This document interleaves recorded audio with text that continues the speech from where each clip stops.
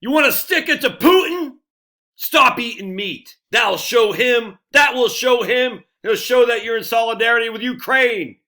I stand in solidarity with Ukraine, and I'm going to stop eating meat.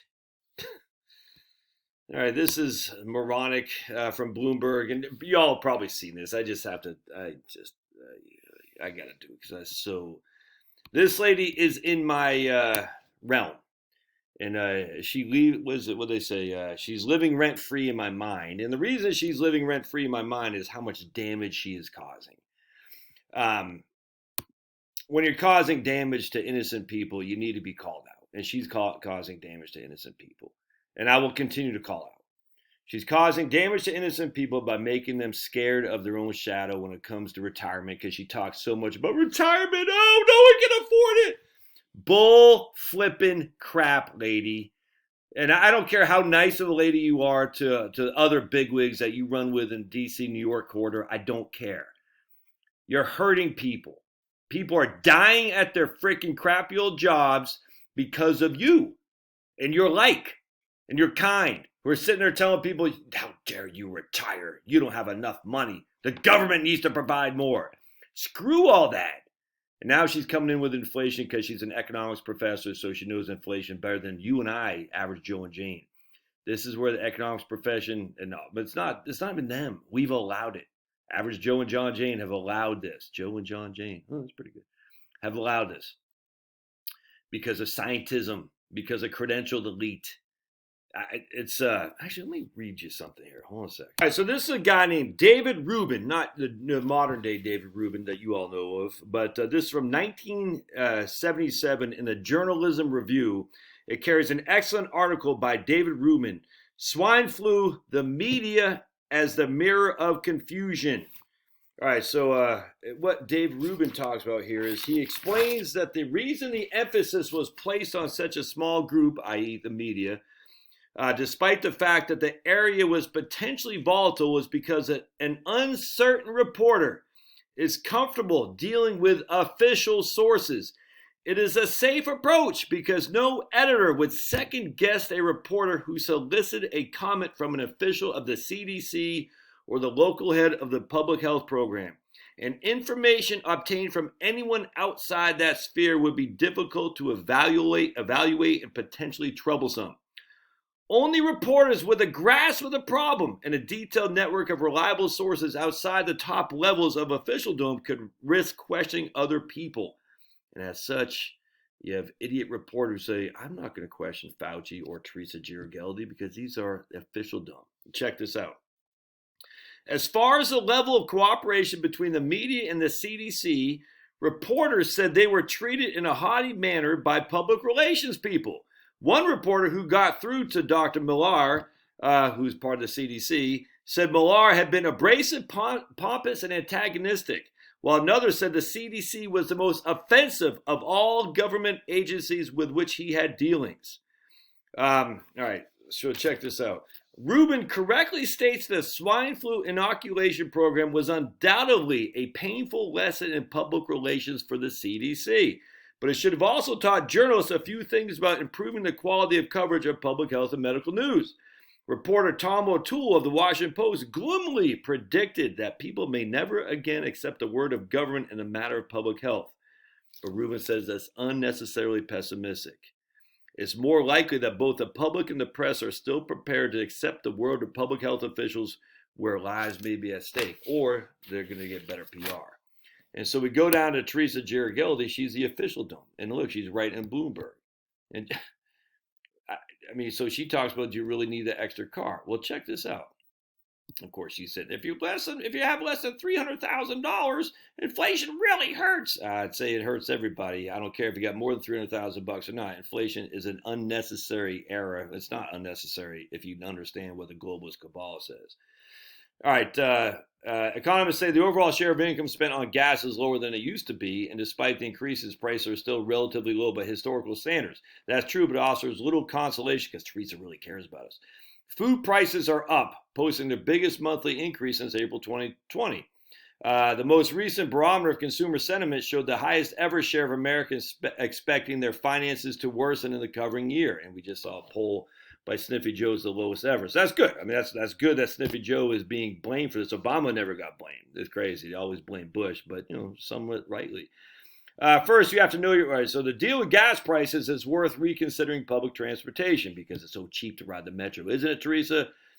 Fares are up about 8% compared with 38% for gasoline. What Teresa doesn't say, of course, is that's just what is up recently. What's the public transportation cost? Let's just say you live in D.C. Let's say you live in Manassas. How much does it cost to get on the metro and to go to D.C. during rush hour there, Teresa? How much does it cost? So you could say the fares are only up 8%. How much does it cost going back to the last 20 years?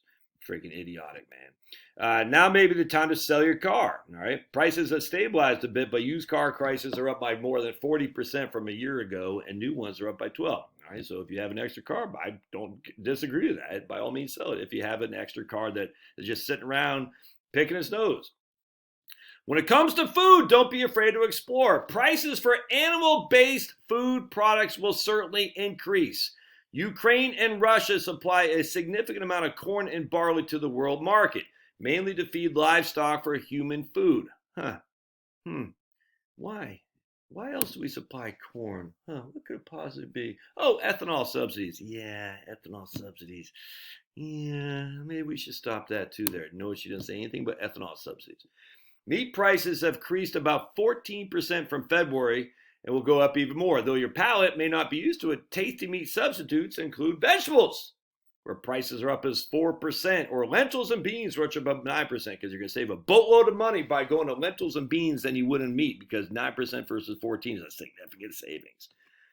Plan to cut out the middle creature and consume plants directly. It's a more efficient, healthier, and cheaper way to get calories. No, she doesn't say anything about the CO2 or the methane that comes from living on. I'm a plant-based diet. All my cows eat plants. All the cows I eat plants. All the chickens I eat fertilizer and whatever the hell the chickens consume. All the turkeys, all the pigs I eat, all eat plants. So I'm a plant-based diet too. And stay away. This is where we know it's all fake. Stay away from buying in bulk. You usually don't save any money by buying more. That's the most idiotic thing anyone's ever said in the history of mankind. Sure, there may be great deals, but most consumers wind up falling for tricks. He doesn't know that to be true. It's just idiotic. Things like offering free samples, which lead to impulse buying, because this is what the elites, this is what they do, dude. They hate us. They hate us. They're saying, you're too stupid not to fall for the tricks at Costco. You're too stupid, right here. Which often leads to impulse buying. You're too dumb. Or placing discounted big ticket items near the entrance. If you absolutely must buy in bulk, try to do it with a friend so you can split some of the cost. How does an economist not know that buying in bulk, you're buying an option? You're locking in prices today. This is just, how does an economist, she knows it. She just wants to maintain you in the freaking cabal to police your behavior. If you buy in bulk, you are buying an option to say, I expected prices to go up. I'm buying more today to lock in the lower prices. It's inherently obvious that anyone with basic understandings in economics would know. And she knows this. But she wants you to be at her beck and call. Say, oh, you need us the government, the officialdom, to tell you how to live. You didn't buy in bulk, sorry. So if you don't take so let's go back to this here. IEA, I'm sure they're aligned at the hip with the good people in Brussels and the Davos crowd. Car-free Sundays to stick it to Putin. Give up your car on Sundays. Sex action can reduce the short-term use of oil if implemented in large cities every Sunday. Not that anyone in large cities goes to church anymore. The amount drops to if cities only institute the plan for once a month. So get it, the cities instituting the plan not to drive on Sundays. Work from home. Hey, I'm all about that. Speed limits. The IE say country by country and state by state, we could reduce our demand for oil if we reduce the speed limits. Yeah. Let's see here. What else do they say on it? Because there's something else that's idiotic too. Car-free Sundays we talked about. Hold on just a second. I guess I can't see the whole article. All right, so good. We're going to, right here. Reduce speed limits, make public transport cheaper.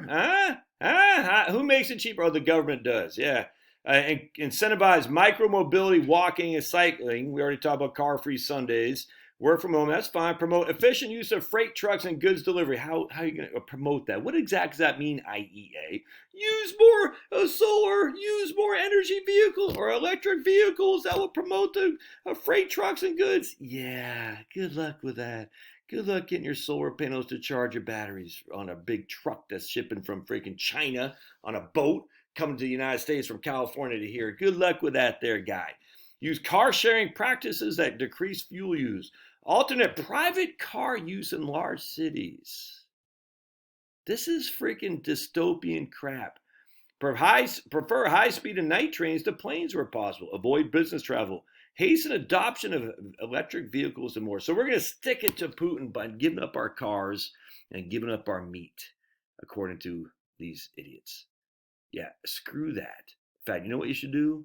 You should buy another car and buy more meat just to stick it to these people. All right, we'll see you.